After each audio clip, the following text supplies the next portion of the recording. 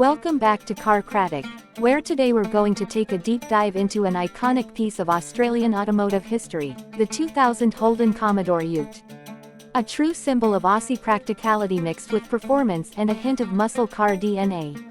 Whether you're a collector, a fan of Holden, or just someone who appreciates tough, reliable workhorses with a bit of grunt, this review is for you.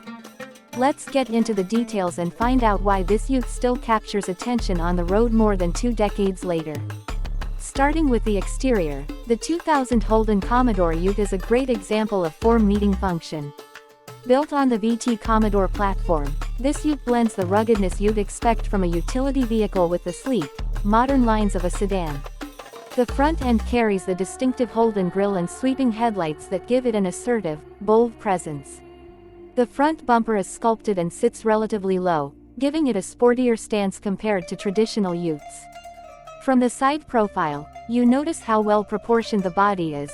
The long bonnet, short rear overhang, and aerodynamic flow give it a unique look that sets it apart. In the rear, the tray is wide and practical, capable of handling day-to-day cargo jobs, whether you're a tradie or just hauling gear. The taillights are neatly integrated, and the tailgate has a clean, simple design that holds up even by today's styling standards. Depending on the trim level, you might also find color-coded bumpers, alloy wheels, and body kits that give the car a more refined, almost performance-style feel. The Ute was offered in a variety of colors, but nothing says Aussie muscle like a black or red Commodore Ute sitting low on 17-inch alloys. Now let's talk performance. Under the hood, the 2000 Commodore Ute came with a variety of engine options, the most popular being the 3.8-liter Ecotec V6 engine. Producing around 147 kilowatts, or roughly 197 horsepower, and 304 Nm of torque, it had more than enough grunt for both work and play. The power delivery is smooth, with enough low-end torque to tow decent loads or blast through traffic with ease. Paired with either a 5-speed manual or a 4-speed automatic transmission, the driving experience was enjoyable and confident. There was also the V8 variant for those looking for real muscle. The 5.7-liter General 3LS 1V8, found in the SS Ute, was a beast, producing around 225 kilowatts and 460 Nm of torque. That engine made the Ute more than just a workhorse. It turned it into a burnout machine, a weekend warrior, or even a drag strip contender. The rear-wheel drive layout helped keep the drive engaging, and the suspension setup, while not overly soft, gave it a decent ride even with a full tray. In terms of handling, the Ute is surprisingly nimble for its size. The steering has decent feedback, especially in the manual versions. While it's not a sports car, it corners with stability, and thanks to the wide rear track, it feels planted on the road. Of course, being a utility vehicle, it's not exactly tuned for performance cornering, but Holden struck a great balance between utility and everyday drivability. The braking system is solid too. 4-wheel disc brakes provide enough stopping power to feel safe when driving in city traffic or carrying a heavy load. Anti-lock braking (ABS) was available on higher trims, adding that extra layer of confidence. It's worth noting that fuel consumption varied across engines. The V6 offered decent economy for its time, sitting around 10 liters per 100 kilometers in mixed conditions, whereas the V8 would push closer to 13 to 14 liters, especially if you had a heavy right foot. Now, stepping inside the cabin, the 2000 Commodore Ute offers a practical and comfortable environment.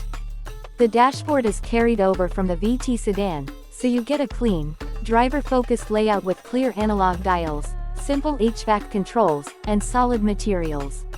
While some of the plastics might feel a little hard by today's standards, the build quality was great for the time. Everything feels well screwed together, and even after 20+ years, many of these Utes still have minimal interior rattles or wear, especially if they were looked after. The seats are broad and supportive, with decent lumbar support. You could opt for cloth or leather, depending on the variant. The driving position is surprisingly low-slung for a utility vehicle, which adds to the sporty feel. Visibility is good all around, and side mirrors are generously sized for checking blind spots. Some models also included power windows, central locking, and even cruise control, which made them feel quite premium back in the day. Storage inside the cabin is fair. There's a decent glove box, door bins, and a center console that gives you enough room for daily essentials. But keep in mind, being a two-seater, it's strictly a driver's machine with no rear seats. However, the trade-off is the massive tray at the back. Depending on the tray option, you can carry large tools, bikes, or even build it out for camping or off-roading setups. Infotainment was basic, as you'd expect for a car from 2000. A basic radio, cassette or CD player, and a 4-speaker sound system were standard. No Bluetooth or touchscreen here, but for many enthusiasts, the lack of tech is part of the charm. It's all about driving, not distractions. When it comes to safety, it had basic features like airbags for the driver and passenger in most variants, and ABS on higher trims. There was no stability control or lane keeping assist. This was before those systems were common. But again, the Commodore Ute was more about feel, connection, and raw mechanical honesty. Now let's talk pricing. Back in 2000, a new Holden Commodore Ute started around $22,000 AUD for the base model. The SSV8 variant could climb over $35,000 AUD when fully optioned. Considering its capability and performance, that was great value at the time. Today, the used market for these Utes is quite active. Prices vary based on condition, mileage, and whether it's a V6 or V8.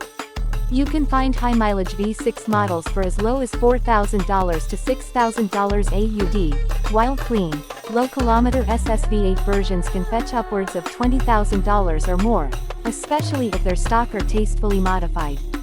These Utes have also become somewhat collectible.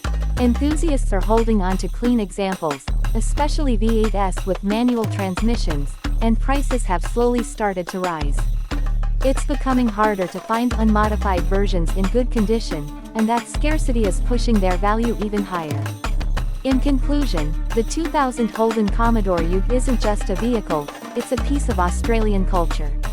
It combines muscle, utility, and everyday comfort in a package that's still desirable today. Whether you want a reliable workhorse or a weekend burnout beast, this Ute delivers. It's raw, it's tough, and it's still turning heads. That's why it remains a favorite among car lovers and tradies alike. Thanks for watching Cratic. If you enjoyed this review, don't forget to like, subscribe, and drop your thoughts about the Commodore Ute in the comments. Would you pick one up today? Is it still a worthy buy in 2025? Let us know below, and we'll catch you in the next video with more car reviews and deep dives into classic rides. See you soon.